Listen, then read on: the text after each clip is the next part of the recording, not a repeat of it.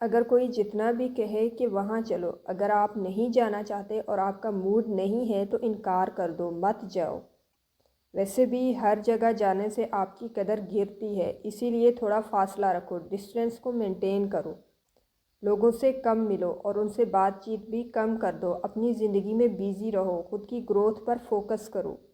لوگ یہ نہ سمجھیں کہ یہ تو فارغ ہے، جہاں کہیں گے چلے گا، جو کہیں گے کرے گا۔ تو آپ کو انکار کرنا سیکھنا ہوگا، آپ کو انکار کرنا ہوگا، آپ کو نہ بولنا ہوگا۔ نہیں بھائی، میں یہاں نہیں جا سکتا، مجھے ایک ضروری کام ہے۔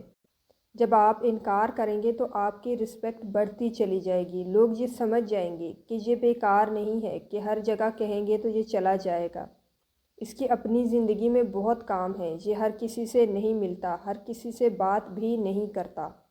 تو آپ جتنا زیادہ ملو گے آپ کی عزت لوگ کم کریں گے، کیونکہ آپ عام ہو، آپ روز لوگوں کو ملتے ہو، ہر روز دکھتے ہو۔ لیکن اگر آپ ہفتے میں ایک بار ملتے ہو تو آگے والے آپ کی زیادہ رسپیکٹ کریں گے، کیونکہ آپ سے ملنے کے لیے انہیں پورا ہفتہ انتظار کرنا پڑا۔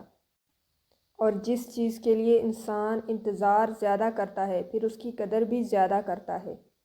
اسی لیے ہر جگہ مت جائیں، ہر کسی سے مت ملیں، تھوڑا پیچھے ہٹیں، تھوڑا ڈسٹینس رکھیں، لوگوں کو اپنی کمی محسوس کروائیں۔ آپ جتنا زیادہ لوگوں کے کندھوں پر سوار رہیں گے آپ کی عزت نہیں کی جائے گی، لیکن اگر آپ جتنا کم ملو گے، تھوڑا سا ٹائم لوگے ملنے میں، تو لوگ آپ کی قدر کو محسوس کریں گے۔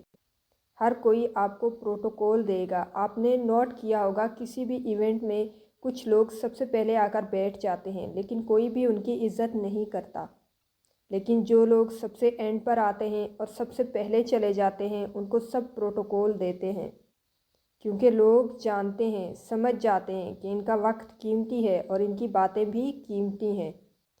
اسی لیے آپ کو بھی خود کو قیمتی بنانا ہوگا۔